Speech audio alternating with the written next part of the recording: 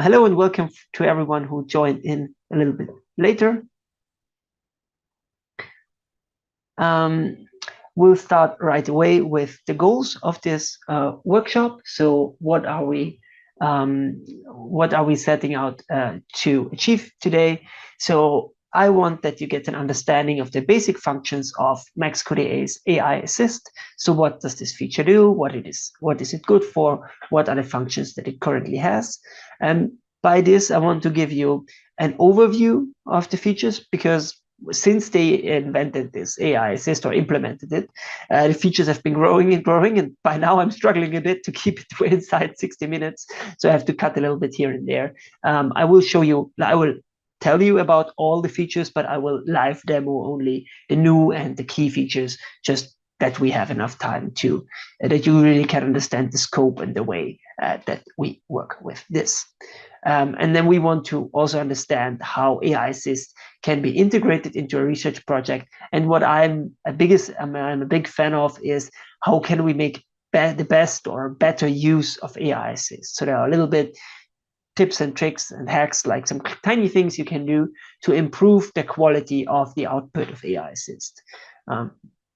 So what I like about the AI Assist is that it gives you very consistent results that allows you to actually optimize the way you're working so that you get better results by an AI.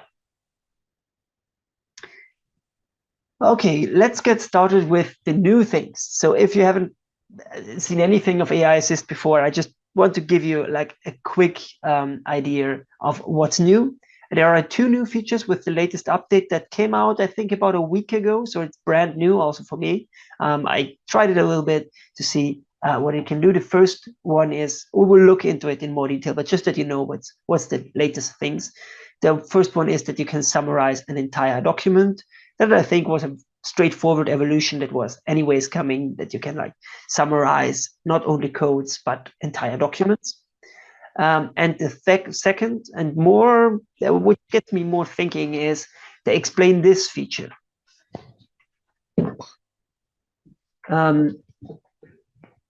They explain this feature, sorry for the interruption, but I wanted to let me know about something. And the explain this feature is here to actually let you that the AI elaborates on a concept that you pointed to. For example, you might not know what work-life balance is, and then you can explain it, let the AI explain it to you. I just tested it right before this webinar. I had the word Vietnam in the software, and I said explain this, and then it gave me contextual information about Vietnam. So I actually fact-checked it, and it was accurate, but you need to be a little bit careful with AI in this regard. So what is the AI Assist?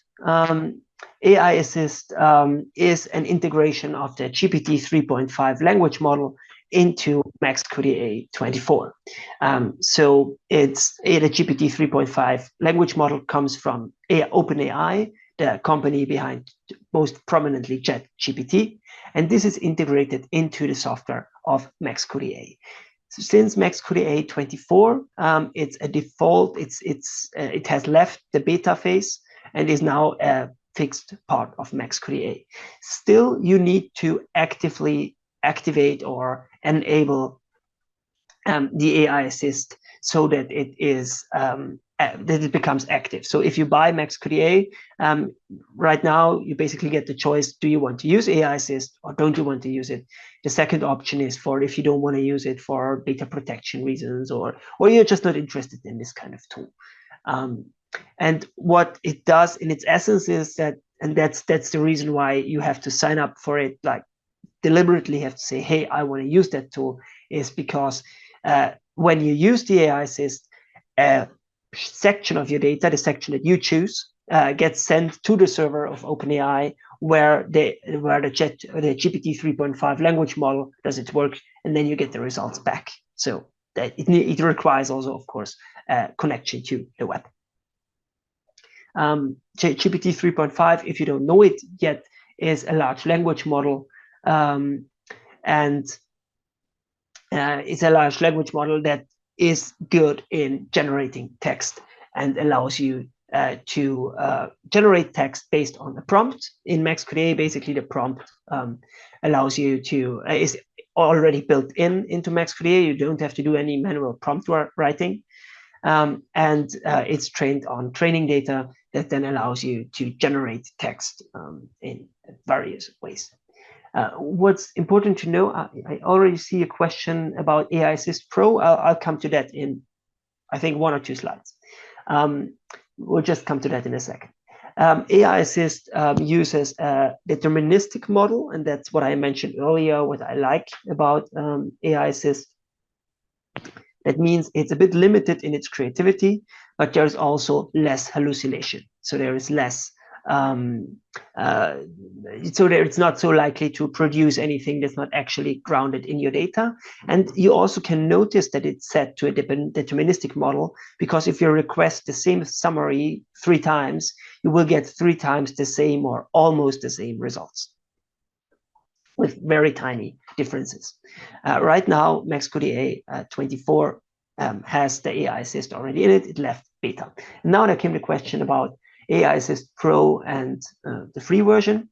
There is only one difference between free and premium. Premium means you can use unlimited prompts. So there is no point where it will say, hey, you have exceeded your daily limit, or if you reach the daily limit. If you use the free version, you're a bit limited on how much you can use every day. So in a premium version, it depends. Then you have to like get it for your license, to upgrade your license for a free premium, for a premium version. But already with the free version, you can like work on about 10 to 15 pages of text per day. So the free version is also like you use it a little bit differently, because you want to use it more like consistently throughout your research process. You write summaries wherever you need it. You generate codes, ideas whenever you need it. But it's not enough to, if you say I have to finish a thesis in 2 days and I want to like immediately create all the summaries, then you will run into the limit of the free version. But already with the free version, you can use all the same features. It's just a bit of a limitation in how much you can use every day. And with the premium one, you have unlimited use. How do you get AI Assist? So when you buy a new license, you get this option. Do you want to have free AI Assist, or do you want to have premium AI Assist? Or do you want to have no AI Assist at all? If you already have a license, you can also manage it in the Abo Manager. If you have an annual subscription that like extends every year, you can activate it if you like, and you can also activate AI Assist if you haven't used it already. So if you upgrade it from a previous version, for example, from 2022 to 2024, you can add your serial key here under MAXQDA.com activation AI Assist to activate your AI Assist usage. You can also look it up on the MAXQDA website. I will not go into detail how to exactly activate it, because we want to here look at the features and see what can it do for you. You can also contact the functional or license support on any time if you have any troubles with activating this. But here under on maxqda.com, you find more extensive information on how to get it. The usual way you get it now is if you buy a license, you choose, do you want to have the free version, do you want the premium version, or do you want to have no version at all? That's also fine. So you can deactivate it if you don't want to have it, or you can just not activate it. So that's the difference between free and premium. Premium just means unlimited prompts, unlimited use. A new thing that's also AI related, but that we're not going to cover in this webinar, is that there is now also an automatic transcription feature for MAXQDA AI that's also AI powered. If you sign up for the free version, you get 60 minutes of free transcript, automatic transcription. And if you want to have more, yeah, you need to buy it. But it's not immediately related to using the AI Assist in MAXQDA. Just that you know, there is a new feature about creating automatic transcripts. So what are the core functionalities in MAXQDA? So they fall into 2 categories. However, one new feature bit is not exactly fitting in here, but I'll tell you about it in a second. The two main things that you want to do with AI Assist is one, on the one hand, summarizing content. So you can summarize the content of interviews, focus groups, of a literature, of any text document. Basically, you take this content and AI Assist creates, based on whatever you choose, a summary of that in various languages. That's one key functionality. And the other one is that you can use the AI Assist to gather ideas, mainly ideas for codes. You can like ask AI Assist, hey, I have this statement. How could I code this? What could be interesting or good code names for this? Or I have this code and I want to see what subcodes could be relevant for that. And now the newest feature, you can also have it explain to you or elaborate on a concept that you choose. I would rather put it in the gathering or creating ideas section. We'll also have a look at that. We start with summarizing because it's a more extensive, there are more functions for summarizing. And the key idea here that MAXQDA and Verbi is following is that you want to mainly summarize coded data. With the new document, summary might not be the case, but in many cases, and I think that's a very useful use case, that you code your data and then you create summaries based on your coding, because that gives you very good control over what is actually considered in that summary. Unlike if you say, hey, I want to summarize just everything, you don't know exactly what it focuses on. But we will look at this one by one. So here are the things that you can summarize: documents, codes, coded segments. You can create code summaries in the summary grid. You can write summaries in document memos and paraphrases. I will show these features to you one by one. I will especially show you the first two ones, and then the other ones I will show you in the presentation in part. So the new feature, document summary. It's actually a straightforward feature. So we have here our MAXQDA project. So we have here 2 times 5, or 6 and 5 interviews, 11 in total. And we want to maybe summarize, just see what is this interview by David about? What does David say? Even before we read the document, we can already create a summary, an AI summary for this document. Similar to if you would like copy the entire thing into ChatGPT or anything, but here in MAXQDA, you can like use this on more data and you have it integrated into the software and you have this deterministically set model. How do we do that? We can just right click on the document, here David, for example, and then say AI Assist, summarize this document. What you need for that, that's just for the context, if you want to use it yourself, you need to have a MAXQDA account that's activated for AI Assist. You see here my account, I can manage my account, I can sign out.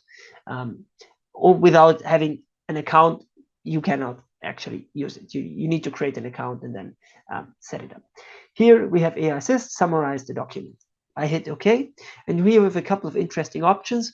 First of all, we can pick the summary language, which does not need to be identical to the text language. So we could create a German summary here for an English text. Wouldn't be a problem. We have like a couple of languages to choose from.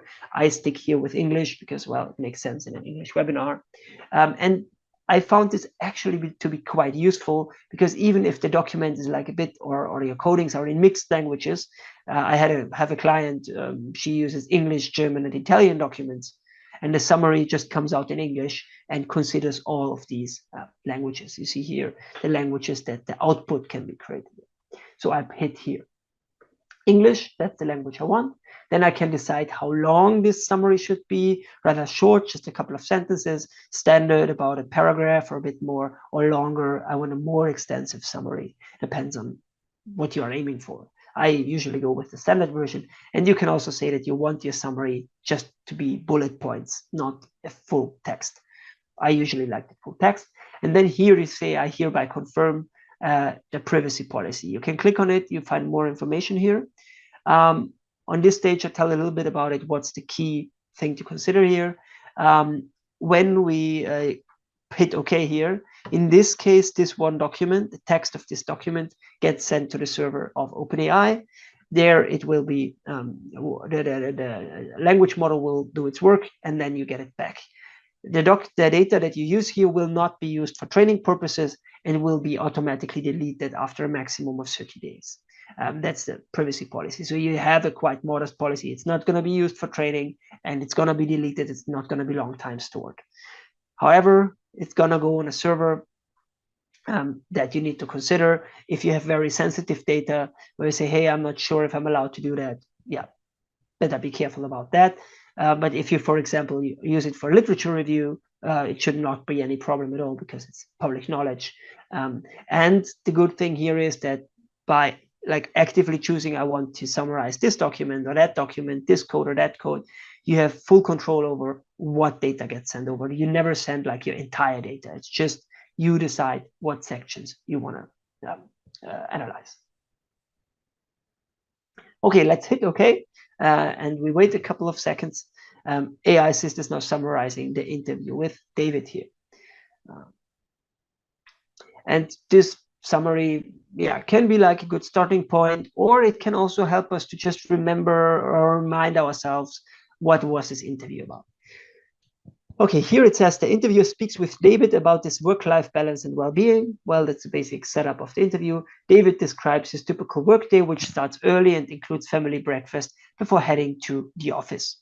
He is satisfied with the flexibility of his working hours, but struggles to separate work and leisure time.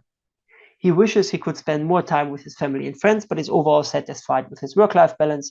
He rates his well-being as 5 on a scale from 1 to 5. It expresses pride in his job and family. He envisions an ideal workday with more time spent at home and less time at the office. You could now read the entire document to see if that's true.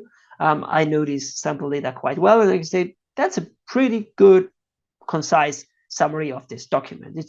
It's not nothing magical. It's just, okay, what is this interview about? What do these people talk about? What are the main topics that occur here? Can be a quick reminder for you, okay, what's going on in this interview. We see here David is happy with his work-life balance. We see also that he has kids, or that we have to check. It says here a family breakfast, but I would assume from that he has kids. And yeah, we see he is happy and what's going on with him. So we already have a quick summary just of this one document. Took us a couple of seconds. Can also be useful for like checking on yourself or reminding yourself on what is this document actually about.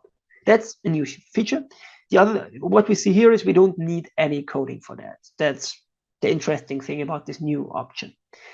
The other option, and I think it's even the more relevant option, at least for me, is that we can summarize the content of a code, of coded segments. For example, here about childcare, we have 15 segments, and we want to summarize them.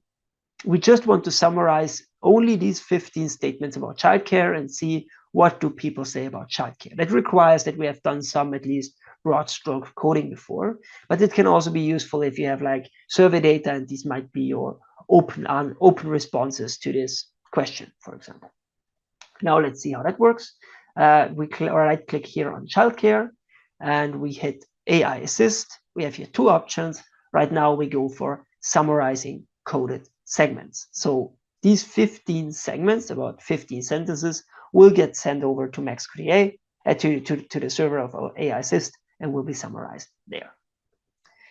Let's hit OK. Let's stick with English standard. That's fine for me. We hit OK. And in a couple of seconds, we'll get the summary for childcare. And you already see, like, if you use it an entire document, you use more text.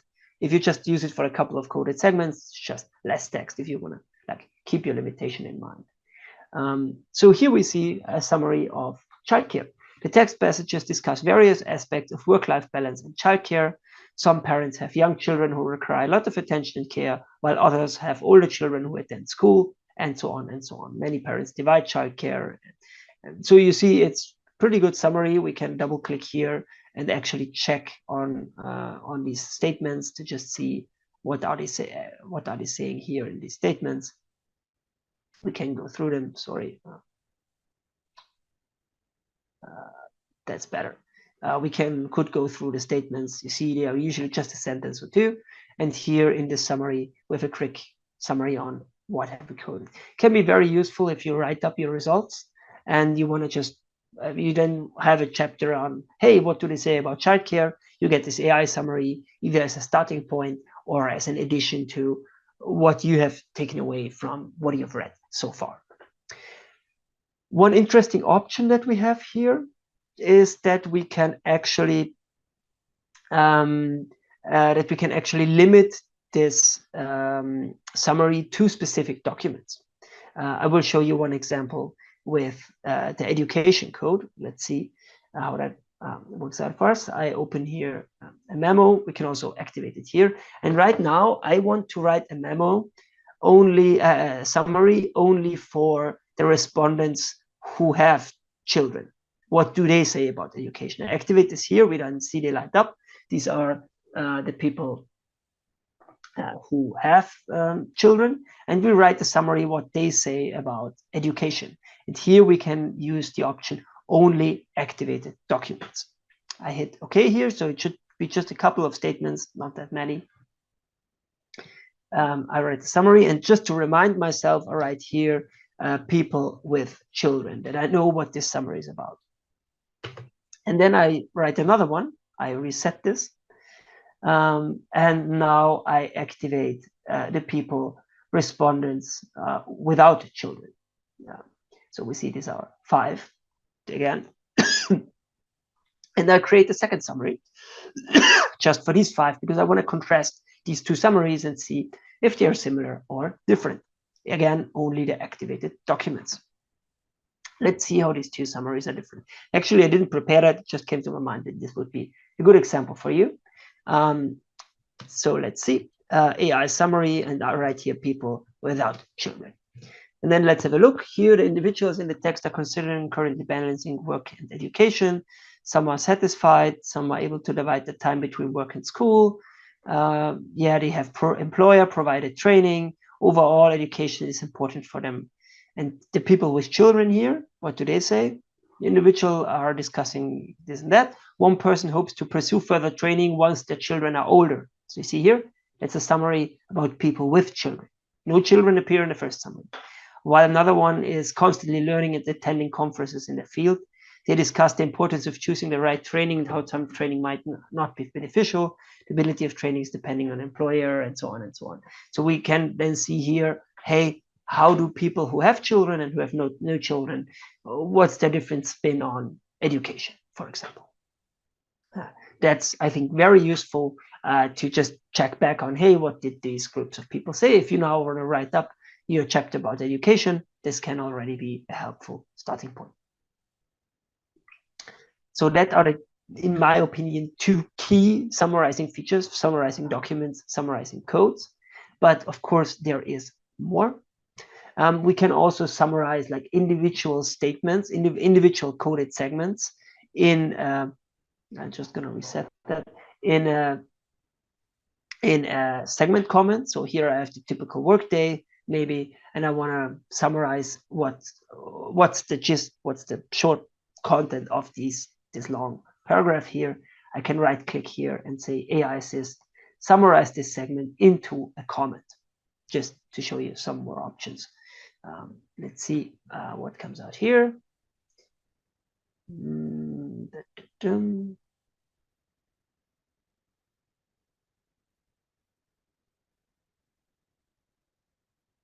So here it is. It says AI, the person wakes up early, jogs, eats breakfast, works from 8 to 5, spends evening with son or alone, meditates before bed. Let's see. I would meditate a little bit and then go to bed. I see a friend. When my son is not there, I just go home. So we see it's a summary of this statement here. I can hit OK, and we get this short segment comment, and it's going to be displayed here on the side. It can also be useful if you have longer statements that you just want to shorten down with AI Assist. Yeah, I'll show you the other features just in the presentation so that we have enough time to look also at the generating ideas part. So what we had so far, summarizing a document. We have a document and we get the summary, for example, of the entire interview. I think that's very, very useful. Then we can summarize our codes, so our coded segments. Here, for example, all the codes from education, we get the summary. What do they say about education in these statements? We can also, I didn't show that yet, if you're a big fan of the summary grid, if you use the summary grid, you can write summaries also in the summary grid. That would mean that you write the summary for each person, for each code. So for example, here, the typical workday, you summarize the typical workday for each person, and later you build a summary table. Quite specific feature of MAXQDA AI, but it's nice that AI Assist also integrates in that. And that's a thing that I like about how MAXQDA AI implements AI Assist, because it very naturally integrates into the existing software. So it's just, you get this blue button on various places, and they're getting more and more, kind of. And it's not like creating something entirely new or unconnected to how the software worked before, but you just get these AI options in many places. I think that's a very nice option. Here, the coded segments, what I just showed you, the segment comments that you can use. You can also write in-document memos with AI Assist. For this, you just highlight any statement, right-click and say summarize in document memo, then you get an in-document memo with this content. And finally, if you use paraphrases, if you maybe want to do a summarizing content analysis and you want to paraphrase your data step by step, then you can start with AI paraphrases if you like to. Very similar to how the coded segments, how the segment comments worked, like this one here. These are the summarizing features: documents, codes, code summaries in the summary grid, coded segments, in-document memos, and paraphrases. So quite a wide range of features inside MAXQDA AI where you can summarize things in them. I'm pretty sure they're gonna get more of them in the future. Like the documents was added recently, and I think that was a very good and obvious next step. Now for gathering ideas or creating ideas, I'm still looking now for a new title, because the new feature to create explanations for unfamiliar terms is not, well, it's generating ideas. Maybe generating ideas will be fine. I'll show you the new feature right now. I already teased it a little bit. I just tried it out in the last week a little bit by myself, and I found it very interesting for two purposes, and I will tell you about them after I have demonstrated this new feature to you. What we can do with this feature is it's called the explain this feature. And what the AI will try to do, it will try to explain to you, especially unfamiliar concepts. It can be a term that you're not familiar with. It can be a name where you don't know who this person is. Like if it says Barack Obama, then AI Assist will wrap up that this is probably a person you could know, or a country, or specific terms from your data. So for example, here, work-life balance. Maybe we're not sure what work-life balance means. It's not the best example, but it's an example because it's a specific term that means something, right? And if you have never thought about it, you might not be familiar like what work-life balance is. We just can select this, and in the explain this feature, we are a bit limited to about 150 characters, so just a couple of words, because it's not intended to explain like a very long text, but just like a few words, and you just highlight the words and say, hey, what does this mean? I can right click here, and then I can say AI Assist, please explain the text selection.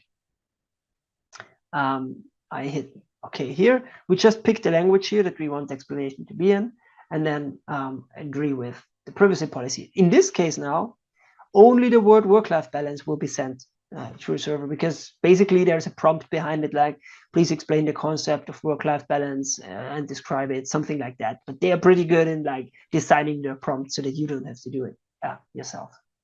We hit OK here, and we'll see in a second what we get here.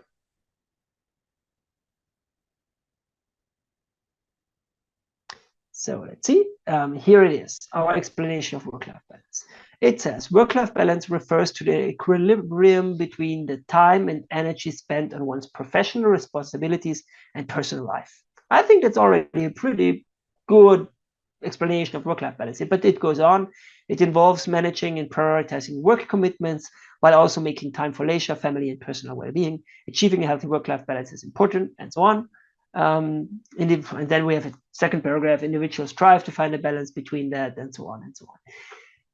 Now we have used this, it's called AI explanation. You also see it here, but here with work-life balance, and that comes to the two I mentioned before, you can use this to explain an unfamiliar concept to you. But you can also use it, that might be an interesting way, to help you with defining your codes or defining your concepts or themes. So if your code is called work-life balance and you're struggling to define it, that might be a good starting point, this first sentence here. I could take this, copy it, and then maybe write it here into the work-life balance and then say, hey, definition for work-life balance, this is my definition. Work-life balance refers to the equilibrium between the time and energy spent towards professional responsibilities and personal life. Could be my working definition for coding. So I think that is not the immediate use case that the people who built this have in mind, but I think it can be a very useful one if you want to just need some help to define your codes, to explain your codes, what they mean. You just need to like select the corresponding word and have AI Assist explain it to you. Of course, you can also use it for like, if you just meet unfamiliar terms, I don't know, kindergarten or something. But I want to try another thing with you, and just I see here Korean drama. Let's see what we see, what we get if we let the word Korean be explained to you. Let's see. With I tried it with Vietnam before; it was pretty good. Let's see what comes out if we just hit Korean, because this could be another use case that it can give you like some context. Korean refers to the language, people, and culture of Korea, a country located in East Asia. That's correct. The Korean language is the official language of both North and South Korea and is spoken by around 80 million people worldwide. That you could fact check just to see if that's true. I checked it earlier with the population of Vietnam. It was a little bit outdated. There were like a few people missing, but it was pretty close to that. It's a unique language with its own alphabet known as Hangul. Actually, I know a bit about Korea, so that's correct, yeah. Which was created in the 15th century by King Sejong the Great. Yeah, it sounds good. Korean is a rich and diverse culture, and so on and so on. If you just, I mean, here Korean doesn't have to be so much, but maybe you want to just, if someone says like, hey, yeah, I am from Korea, it says you're an interview participant, and you say like, I know nothing about Korea. Instead of looking up Korea, you could, as an addition, just ask AI Assist to give you some ideas what might be popular or well known about Korea. Just another idea. Or maybe someone says, I work for Apple, and you just, I'm not sure what it will explain to you with Apple if it notices it's a company. But you can get this also to give you some additional context, but especially with this context, like these facts here about countries, be careful. There can still be mistakes, or things can be outdated, like population numbers or something like that. But it's an interesting tool for explaining unfamiliar concepts to you, for defining terms in your research can be very interesting, and for adding context to certain things that you don't know much about. A brand new feature, just out for about a week. Try it for yourself if it helps you. Then we have two more of these generating features, these gathering ideas features. One is that you want to gather ideas for subcodes. The setting here is that you say, hey, maybe I have used friends and family as a code. I coded 38 segments, but I want to split this up into subcodes. I want to create ideas for what subcodes could be useful. And here, it's not just taking the words friends and family to create ideas for subcodes, but it actually takes the 38 segments, the 38 statements that and we'll then look at these 38 segments and then say, what would be good subcodes for these 38 segments? Let's have a look how it works. We right click here, say AI Assist, suggest subcodes for this code. We have here a suggestion language again, English, that's fine. We can ask it to provide examples. I'm just going to skip that now to make it a little bit more straightforward. And then we hit OK here. And let's see what subcode ideas it comes up with. Let's see. Yeah, this usually takes a moment. It's a bit more complex than just summarizing things.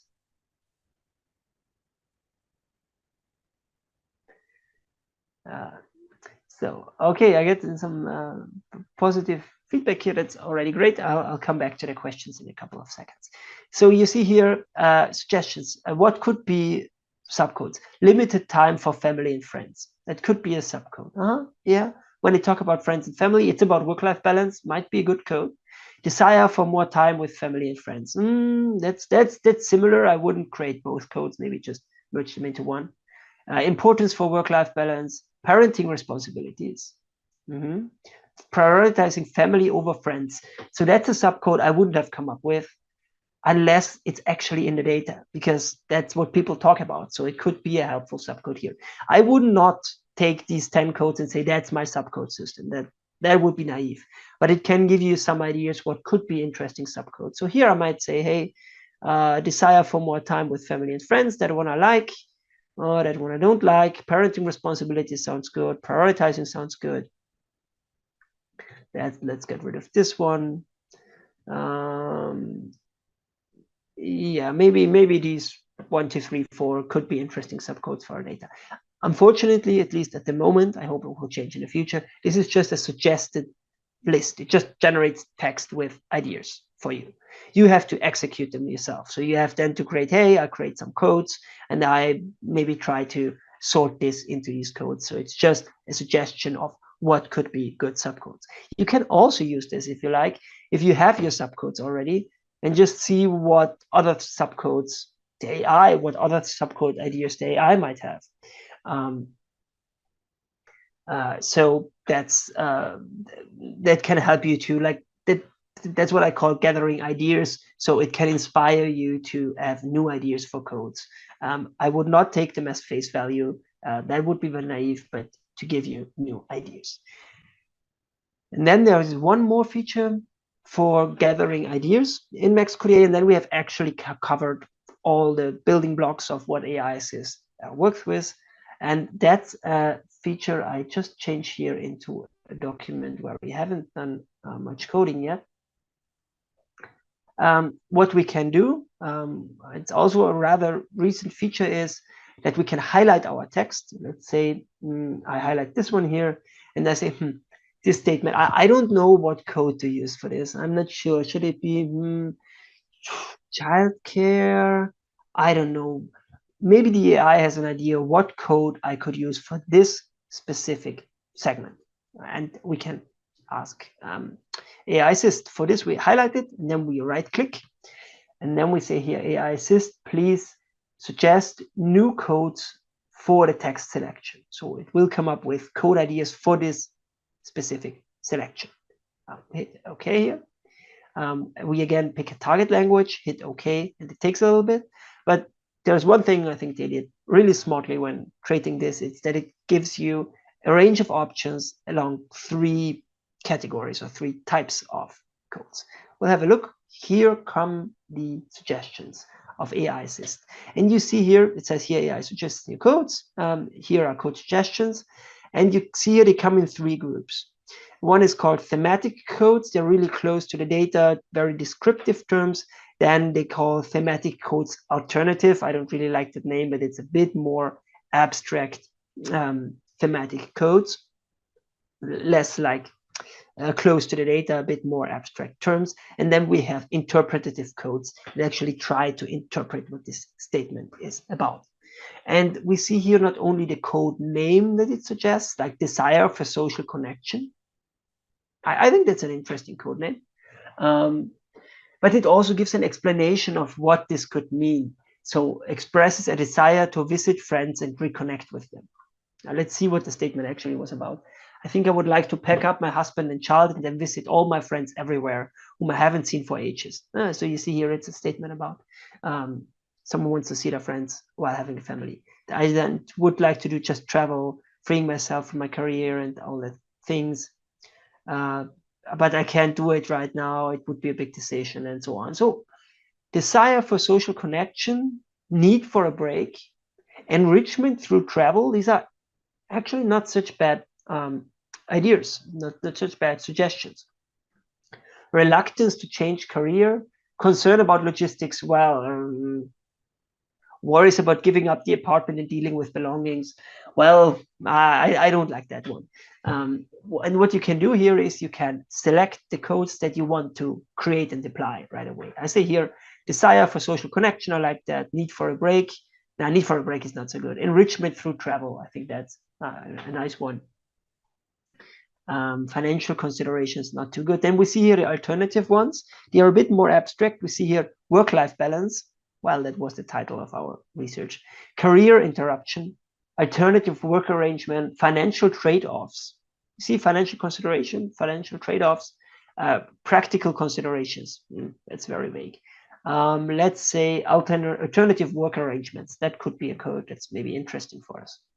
It says here exploring options like flexible working hours or sabbaticals. That's what it means by alternative work arrangements. And then we have the interpretative codes that really try to take a step back and interpret the statement that we have, not just take it for face value. Here we have value of personal relationships, prioritizing social connections and reuniting with friends. Importance of personal growth, career stability concerns, financial constraints, need for transparent options. Now that's a bit vague, but value of personal relationships, importance of growth, financial constraints, maybe these are interesting codes for us. It's again not to like automatically code your data, it's just to give you new ideas what could be helpful codes for this data. And you see here for this one statement we have, how many are they? 3, 6, 7, 10, 12, 15, 17 suggestions how we could code this data. And this can give you much more ideas than just say, oh, well, it's obvious it's about visiting friends. That would be the simplest code I could think of right now, visiting friends. Maybe not the best one. Desire for social connection is maybe a better one. And we can hit OK here. And what MAXQDA AI will then do, it will create this code, the codes that we selected, create a new code, and add this explanation here as a code memo so that we can keep in mind what it was about. And it will assign it to this statement. We'll hit OK now. And you see the codes were created. And this is a feature just to code with new codes. It does not consider your existing codes. It does not apply your existing codes, but it gives you ideas for new codes. Here we see financial constraints now, desire for social connections, they have been applied. And if I like these codes, I could continue working with them and say, hey, maybe I want to use this desire for social connection codes again. Also, if you have already done a lot of coding in MAXQDA AI, go back, take a segment that you have done a lot of thinking about, where say, hey, that's a key statement, and just get 70 suggestions how to code it and see maybe there are good code names in there that could be better than the names that you currently have. And for this, about the free version we had before, this is just a very small amount of data that you need for this. And you can use it extensively, even with a free version, just to come up with better code names than you already have. And that's a thing we do often as researchers, right? You say, this name, I don't really like it. How could I call this code better? Do you have another idea? And here the AI could provide you with additional ideas on what you could call your codes. That's it for now with the scope of features that we have, what features exist. And they are getting more and more. Like I think there is no end to this soon. So the latest features were just released about a week ago. I'm sure with early next year or something like that, we will see new features.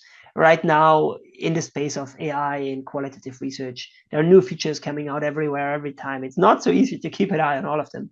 But I'm a person who works with various softwares.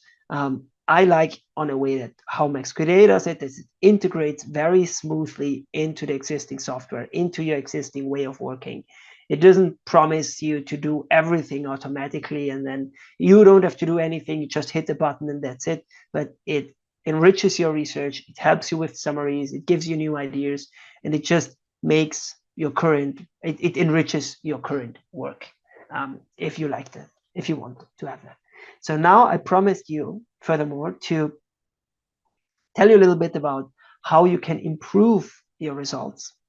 So that's the quick rundown of the gathering ideas. We can get explanations for term, we can get these subcode suggestions, and we can generate ideas for a segment. Now, how can we optimize our usage of AI Assist? How can we make it better? And the good thing is, with this deterministic model, we can really trial and error, improve our results. I have gathered an example here. I have a statement here, and we'll read it for now because I'll show you in this how you can optimize your things. And here we just have a tiny statement, and we just create a segment comment for it. The statement runs like this: it currently takes up more space than necessary. What's the content? What about work is the question. And the reply is, it currently takes up more space than necessary. I think so with better planning, it could be tightened up more. It wouldn't have to be, or it doesn't have to be, that I work 9 to 10 hours a day. With better planning, I could definitely reduce my work time. So this person says, hey, about work, I work too much. I could be more efficient, and then I could maybe work less. What does the AI say? Better planning can reduce work hours without affecting productivity. That's about the key. And then we get this second sentence: space usage can also be optimized. And I'm like, what? Space usage can also be optimized? What should that mean? What's the problem here? Just like we did, if here only the yellow thing is considered by the AI. So the AI does not know the question it would ask. And it starts with, it currently takes up more space than necessary.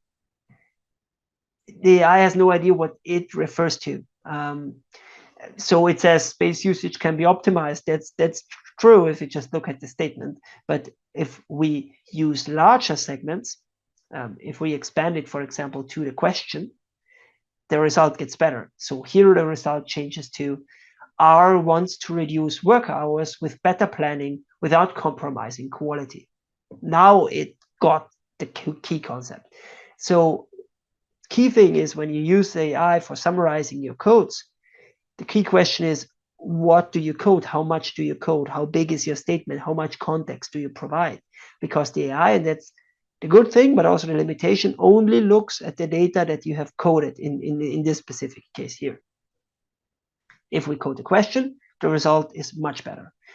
Still, we get this cryptic, R wants to reduce work hours. If we now think we summarize 100 statements, and R just stands for respondent here, right? Question, response, question, response. R, then we get RRR, and the AI will tell us what R said. R wants to reduce work hours. If we change R to, it doesn't have to be the real name, but a name or an identifier for this person, for example, here to Selim, then the AI will say, Selim wants to reduce his work hours through better planning. Already more helpful. So if you summarize then many statements, for example, about childcare, and you used your names, or at least dummy names, in your data, then it will tell you something like, Selim wants to reduce work hours, Andreas is happy the way he is, and Lisa wants to go to another country and live the life of their dreams. Because you have the names in, or some names in the data, the AI will be able to keep these people better apart than if you just have RRR, then it always says the people in these statements say that they want. It has no identifier to easily say, hey, who said what? So here, if you, and you can do this easily by search and replace to just get names in. You don't have to use the real names, but if you use some names, it will make your results better. Also for you, if you then get the statement, Selim wants to reduce his work hours, it's much more meaningful to you than to get the statement, R wants to reduce work hours, because you don't know, wait, who was that again? So this way, it's more helpful. Another way you can optimize your AI results, especially the summarizing of codes, is, I said AI Assist just uses the segments that you have coded. That's not entirely true, because it uses one thing more that's relevant for you. It also considers the name of the code. So the prompt behind this must be something like, summarize the following statements in regards to code name. And if we write a summary here about yellow, if our code is called yellow, the AI will know it should summarize something about a code that's called yellow. Summarize yellow, that's yellow is just here a marker to say it's an important statement.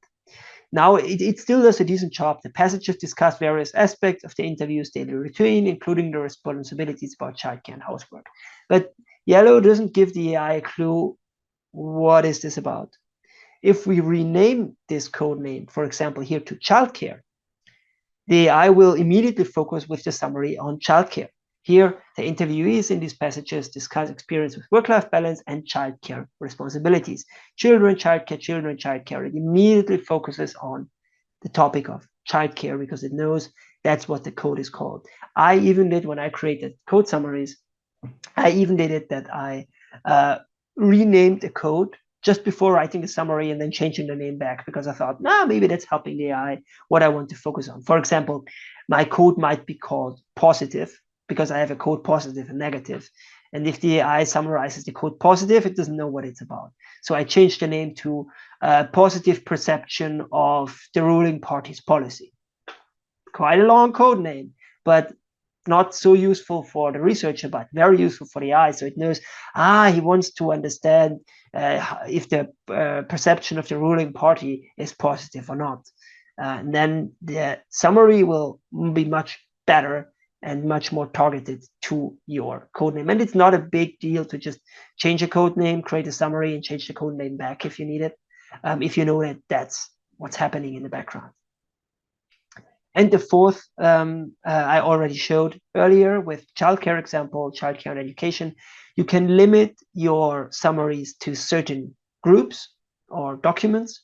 And in this way, you can say, hey, please write a summary. Only, we had it earlier, only for the people who have children, and another summary only for the people who don't have children.